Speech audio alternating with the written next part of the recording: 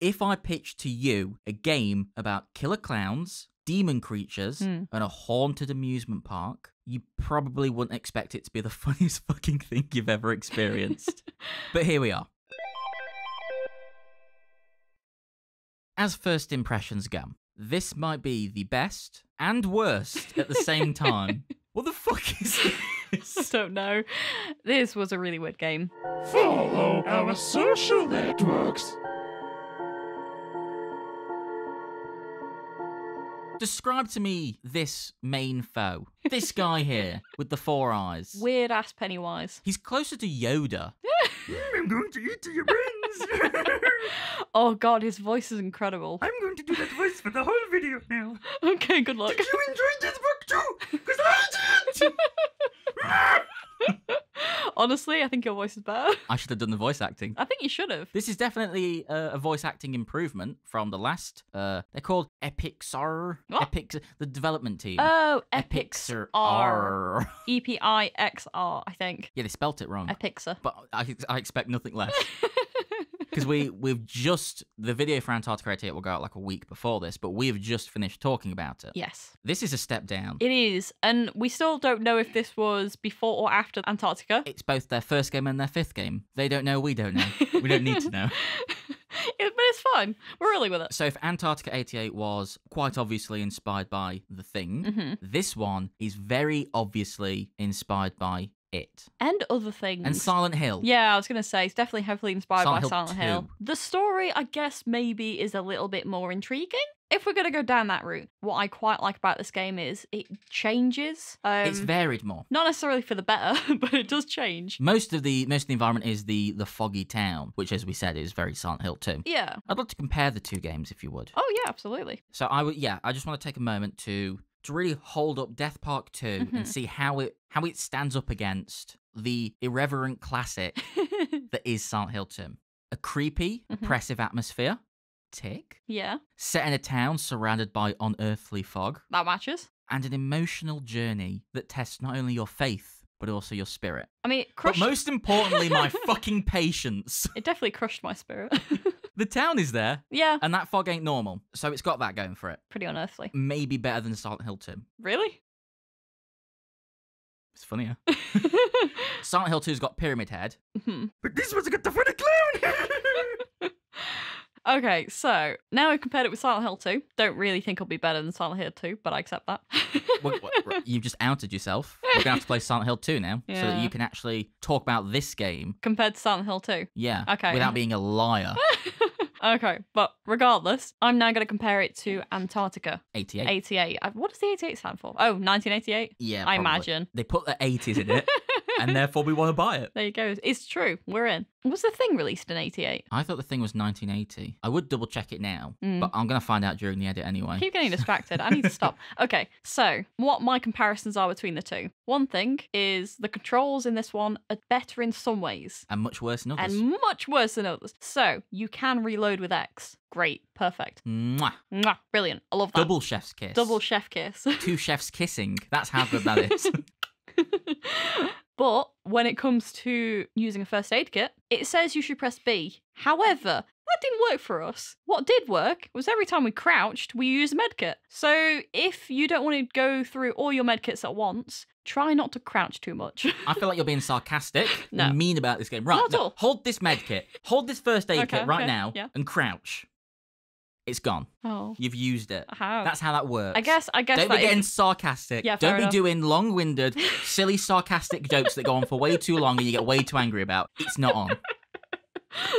Okay, so that's my first comparison. My second comparison is the creatures. The one thing that I do think is better is the creatures in this game, because technically they also look like asset flips. They look like they have been bought. They might not have been. I'm not assuming they are, but they look like they have been. However, they suit the environment a lot more and they feel a lot more varied, but in a better way. They also feel cohesive. They feel like they're all from the same creature or entity or world. They all seem to have their own area as well. Like the little Yeah. crawly ones are in the town. And the little, like, werewolfy ones in the hospital. Yeah, They yeah. look like werewolves to me. I think they kind of look like the one from Antarctica, but darker. They're not werewolves. They have, like, big snoots, They I do think. have big snoots. Shoot Yeah. them in the snoot. And of course, the big Big massive snoot. one that you get to fight once before you just get a massive gun and blow them all up. Oh, Yeah. Let's talk about the massive guns. You've got a wide arsenal of weaponry. It's true. An SMG, a shot a gun. It's shots and guns. Guns and shots. The big one at the end that charges up that kills everything in one hit. Big, heavy, Yeah. massive man weapons. You play as a child. This is a buff child. Like, God bless this child. But one thing is, how the hell does he know how to use all these guns? It's America. I guess. And his sister's life is on the line. To be fair, that is true. I feel like you'd learn pretty quickly if things were attacking you. There was another thing I was thinking of. My brain has shut down. What was I thinking? It was a comparison between the two. Puzzles! One thing about the Antarctica game is it classed itself as a puzzle game. There wasn't really a lot of puzzles going on. Well, to rip off survival horror games, you do have to pretend to be a survival horror game. I guess that's true. But in this game, there actually were puzzles, and we did go on the easier difficulty because we just played Antarctica. And I wasn't ready for a whole night's worth of another one. And to be fair, it's good we did because it was pretty long. But the puzzles are more interesting in this one, and you do have to think a little bit more. They're hit and miss. Some of them are a bit shite. Some of them are basic, but they get you to think. Some of them are a bit more complex, which is fine, if they're somewhat explained. Which one are you thinking of? Running through the hallway, and it'll say 3 different planets, and you go through a door, and then you go to the next one, and it'll be 3 different months, and you go through a door, then 3 different days of the week, and you go through a door. And we were like, well, maybe you go through a Tuesday door, and then the door you pick next is the one that is the next day along. Yeah, that's so available. Wednesday or Thursday or whatever's For the planets, next. what's the next planet furthest from the Earth? From the sun. I think I was going from us. I was going from the sun. Makes sense. That's usually how they are in graphs, isn't it? Either way, In it doesn't graphs. matter because we're here to mock this game, not me. Okay, mock me in your own free time. Okay. Point is, yes, we just ran through doors until it worked. At first we did. Until we died. I was just running through doors. On that note, remember to save. Because the first time we went through those door things, because you were trying to go through as much of the environment quite fluidly, so it didn't ruin the You guys have footage. to look at this. Exactly. So I want it to look nice. It has to be relatively pleasing, and in that time, we forgot to save. Because saving breaks up the gameplay, and then I have to cut even more. And I don't like that. But then we did the door thing, because you just kind of get thrown into it, and I think I started figuring it out halfway through, and you were running down one way, and I was like, oh wait, no, it should be that one. And you turn around, and that door's already locked, and then we got clowned. Oh yeah, because he's chasing you at this point, by the way. But yeah, then we died, and we got thrown all the way back. And this was after we'd been playing it for a while, and This is the point of games like this where I stop. And if it wasn't for the fact that I knew this was going to be a really short game, yeah, we and I wasn't desperately trying to find it funny, I wouldn't have done it. Auto saves, people. Yeah. This is what makes me think Antarctica 88 can't be their second game, because that has auto saves between going from levels. Even going in through, like when you, I guess that is going through levels, but when you go and you stand on the sledmobile. Snowmobile. You see how I didn't mock you about planets there? I could have done, but I didn't. Bit of respect for the process, please. Sorry, I got respect. But yes, snowmobile. I'm trying to talk about spooky Yoda clowns, and you're over there being silly. We're talking about spooky Yoda clowns. Yes, we were.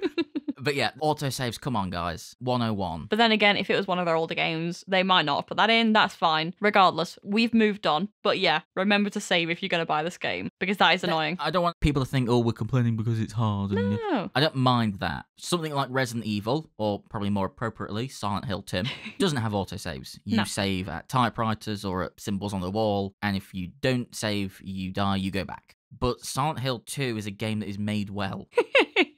That is the main difference. And they go, right, you're about to go into this bit. This bit is really difficult. It's a difficulty spike. Or you might could not be understand. difficult. There's a puzzle that you haven't done before. And they might not give you a save right before it, but a bit ago, they'll make it so going back to that bit isn't painful. What this game did is throw out an instant kill sequence. If you get caught, that's it. There's no fighting back. You get caught, that's it. You are a child. Well, and we don't have guns at that point. Because you're in the hell world and you can't take guns to the hell world No. until you can take guns to the hell world. Yeah. Put a save point. Yeah, but that's fine. It's an older game. People learn from these things. That's fine. We We've think moved it's on. an older game. We think it's an older Who game. even knows? We've moved on. I will never move on. I will be complaining about this till the day I die. One big thing that I have a problem with both of these games, but in particular this one, because I think it's more obnoxious in this one, is as soon as you go anywhere and they want you to see something or look at something, they will stop what you're doing. You'll just be walking down the street. They will stop you and have a little cutscene of it zooming into a car. And you're supposed to look at that car, and it literally zooms around the car. Look at this baseball bat in the back of this police car. And it's like, why is it there? Look at it. Look at it. Look at it. Look at it. Yeah. And it's like, I'm going to look at the back of a car when the boot is wide open. And it's literally in your path and you can't walk around it. Exactly. Like, that is something I'm going to do naturally. That's fine. And then it's also every time the clown comes, every time that appears, it does the same weird zoom thing. And I feel like it'd be a lot cooler, be a lot more like, ooh, shit. This thing's happening. Stop holding my hand. Exactly. You want to scare me? Yeah. Show me something unpredictable. When you open the door, if you just saw a red balloon at the end of the corridor, that's a little spooky. It's not scary, but it's like a little like, oh shit, we're going to have to go back into that world. It would also be trusting me to see it. Yeah, I understand how this game works conceptually now. I've done it 20 times. I know what I'm doing. You don't have to show me the balloon every time. That bothers me in games. It thinks you're stupid, and it takes so much away from whatever scare factor it had. Take the sewer puzzle. I say puzzle. You pull some valves while being chased. Yeah. I hated that bit. Mainly because you're being chased around all these turns by a clown and there's no sound design, so you don't know where he is, so you can't anticipate, so you just hope he doesn't see you. There is sound design, but the levels are not set properly. Those kids' massive footsteps. That don't match his You're running walking. down a corridor. Clung. Clung. Clung. It doesn't make any sense. Yeah. But again, if I was just walking into that room and there was all these different pathways, I'm like, oh, what's this area? I'm going to explore. And he just came around the corner at me. I'd have shit myself and run. It would have been the best scare ever, but it would have been fine. But it zooms in on him and he goes, right, here's the clown. The clown's here. I'm here. I'm going to chase you a bit because I'm a clown and that's what I do. And then you do it. I don't mind it too much when it's for the clown. I think it's worse when it's the clown because I think it takes away from you not knowing what's going to happen. I accept that, but also a lot of the time, like when the clown comes in as a situation, maybe they have to load in a whole new thing. I don't know, so maybe it's like a little time for the game to load in.